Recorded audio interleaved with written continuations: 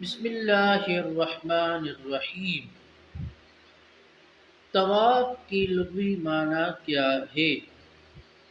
طواف کی لغوی معنی ہے چکر لگانا۔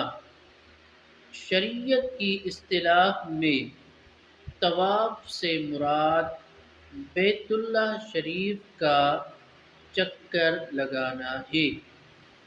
طواف حج اور عمرے کا رکن بھی ہے۔ بیت اللہ شریف کے 7 بار چکر لگانے کو طواف کہتے ہیں، جیسے اللہ رب العزت نے قرآن کریم میں ارشاد فرمایا وَلْيَطَّوَّفُوا بِالْبَيْتِ الْعَتِيقِ، اور حج کرنے والے لوگوں کو چاہیے کہ اس بیت عتیق کا طواف کرے۔ اللہ رب العزت ہر مسلمان کو بیت اللہ شریف کا طواف کرنا نصیب کرے۔ آمین۔